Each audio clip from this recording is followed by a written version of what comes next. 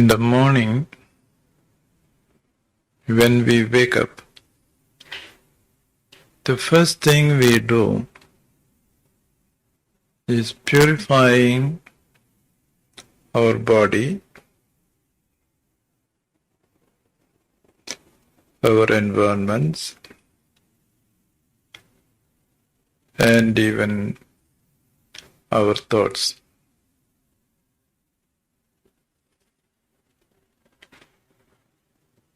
Before we eat, we again wash our hands and see that we use clean plates and utensils.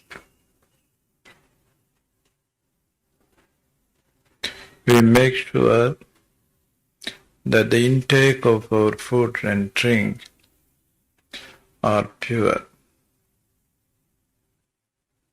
This purity has a great place in healthy life. In yoga also, there is a great stress on three aspects. One is the purificatory function, and several items of disciplines go with that. This has special reference to our body,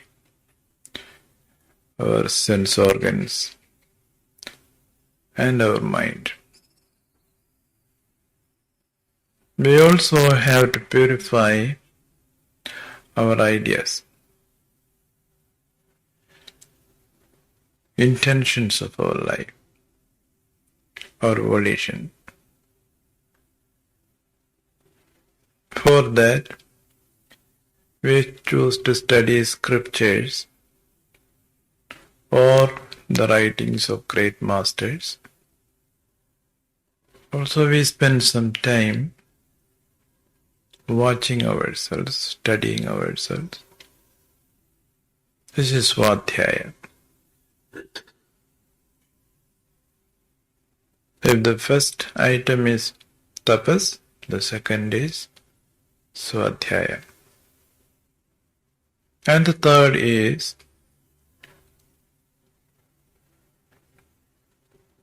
to conjoin our thoughts, our volition, our sense of agency of action, everything with the Supreme Ishvara.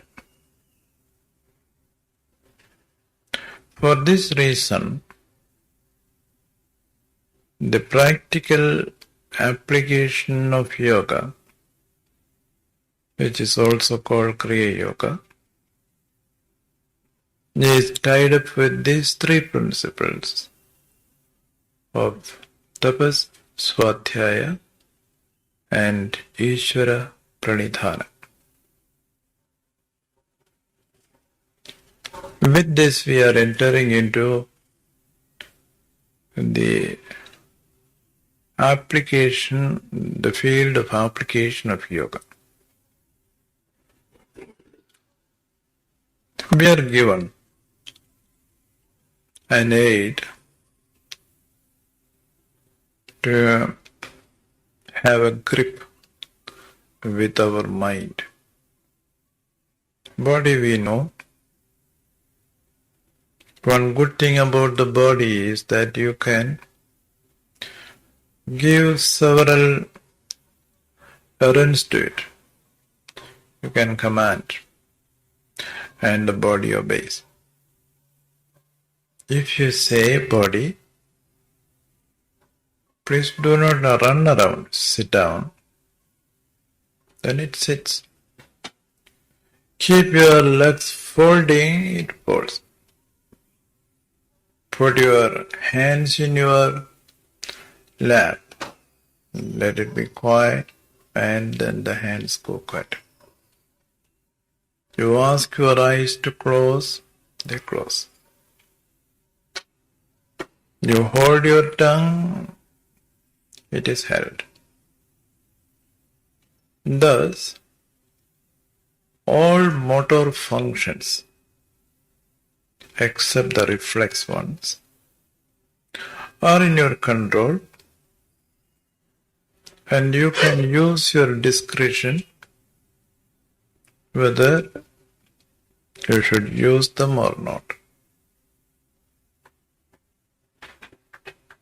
When you enter into the field of discipline, mentally you have to mark off several of your behavioral patterns as unnecessary, irrelevant, or causing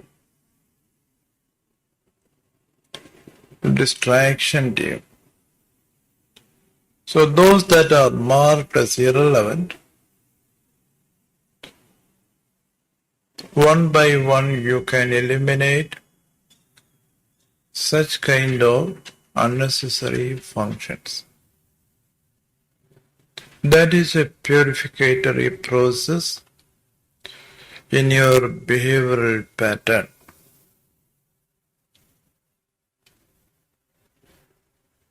So you decide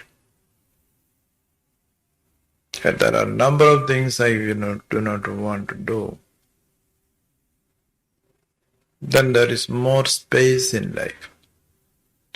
Your time is not cluttered with many things which you do only out of habit formation.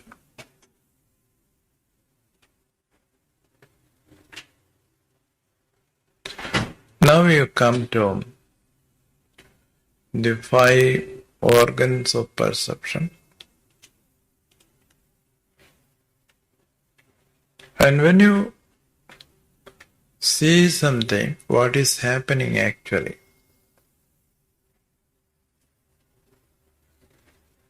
Your retina is stimulated, and from there electrical impulses go through the path of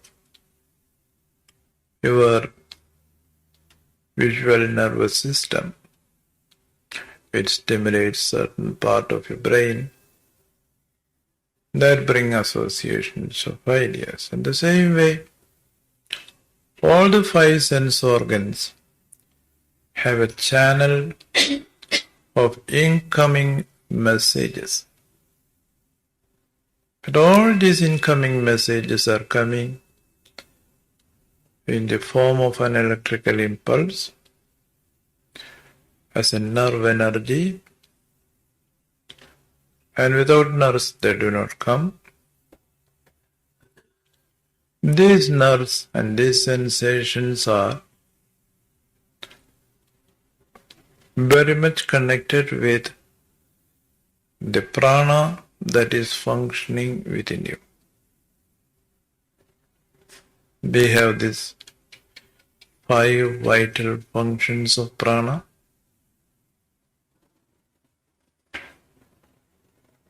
The intaking breath, the outgoing breath, a prana or a vital force that is carrying the energy to all parts of your body, and also which brings a conjunction between prana and apana, various body, which modern physiologists call the synapses. So the synapses, where there is a conjunction of the incoming and outgoing pranas, it's called vyana. You cannot have energy flowing at some part of your body and some other part not getting it or getting in excess. So when equalization is to be done continuously, that equalization is done by samana. Otherwise, we may say that there is a vertical parameter in you where the prana is going up and down, and there is a horizontal function all over your body where the vana and samana are functioning in reciprocation. Prana and apana are in reciprocation, vana and samana are in reciprocation. There is one more, that is udana. It is like a president presiding over the function of the four pranas. When this body is to be given up, then alone that has to function, otherwise it just presides. This is a very simplified scheme given to us. Now, what is the relevancy of understanding prana in our study of yoga, in the application of yoga?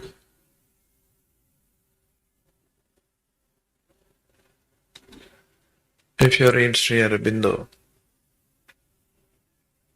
he gives us this advice, that you are not this body, you are not the sensations, you are not the mind. Because of our frequent use of this, a wrong identification is established. And we think these are the most important factors of life, our body, our sensation, our mind, etc. Not even the jiva. Even the jiva is only a manifestation of Ishvara. So we should see how we can move more into a closer affinity with Ishvara than with the demands of the body. And for that movement,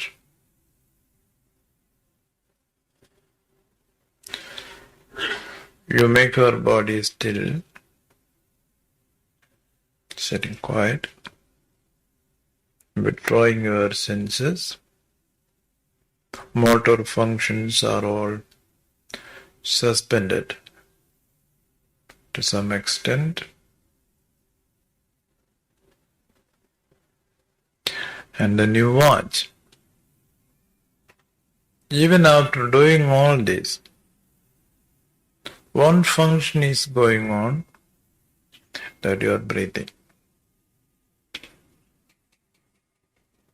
And through your ear, for instance, you hear sound.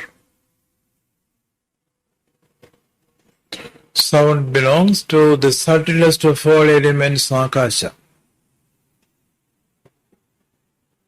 Similarly, the smell in the environment also comes to you. Smell comes from the grossest, that is earth. Curiously, even though the sound comes from Akasha, the Vayu is functioning as a conveyor of that sound, of the subtlest. Akasha's quality is brought to you, and that gives an impact mainly because of the conveyor Vayu, air. The smell that comes in to you, that also is brought to you by some molecular aspects of the thing which is disintegrating, is throwing itself into the air, and the air which you are breathing in is bringing it into your nostril. Thus, we have one common element, air, which is bringing closer all the other five, or say all the five elements: sound, touch, form, taste, and smell are all mainly conveyed to us through air. Air which we see outside is just gross air. You can eliminate it, you can increase its intensity, everything, although you cannot see it. So this air, when you breathe in, it is no more air, then it is prana. And if you do not breathe in for some time and you don't take enough oxygen, your brain doesn't function. So our Ayurveda acharyas, when they speak of prana, they speak of 10 areas of these areas in our body where prana operates, or prana has its main centers.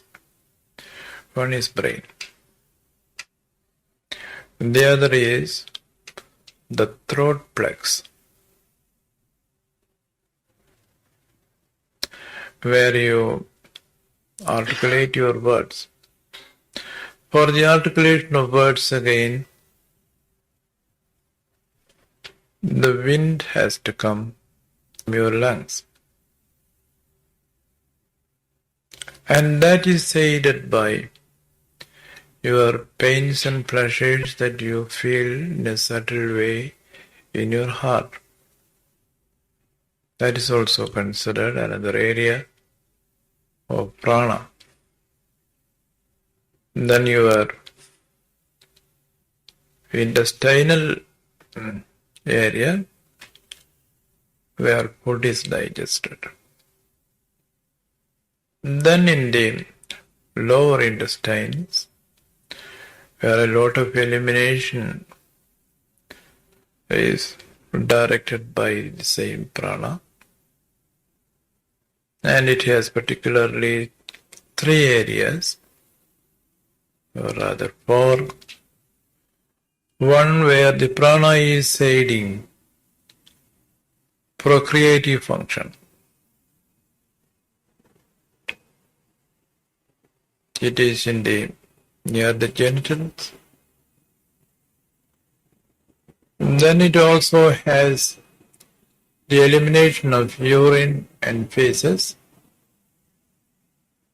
Thus, in our body, prana plays a very important role.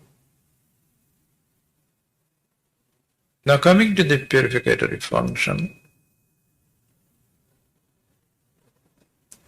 prana is our closest friend to discipline ourselves.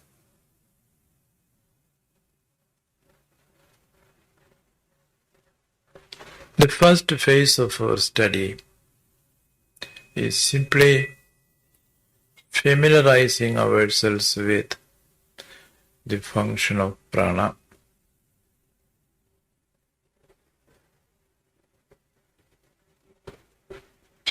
When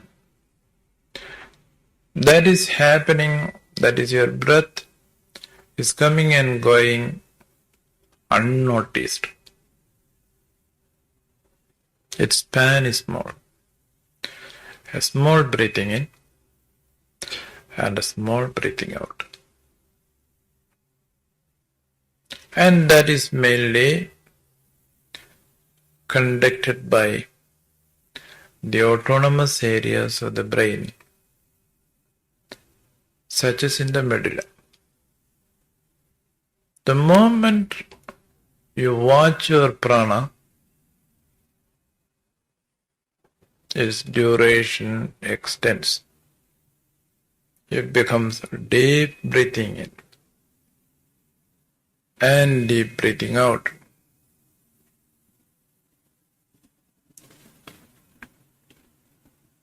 You can watch this for yourself. Suddenly you think, oh, now I will watch my breathing. You don't have to deliberately increase the breathing in and the breathing out, but just by watching the conscious center of the brain, which is the cortex, takes over the function from the medulla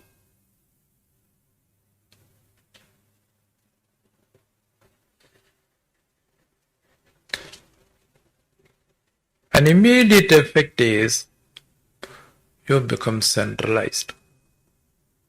Your mind becomes centralized. It may not remain there for long, but to begin with, that's a good experience.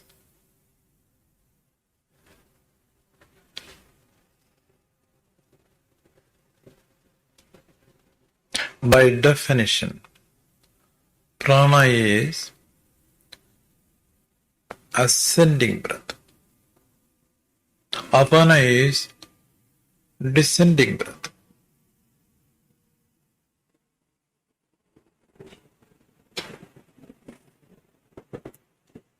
If you watch our incoming breath and outgoing breath, incoming breath is going downward and outgoing breath is going upward. That does not tally with the definition which yogis have given to breathing, or prana and apana.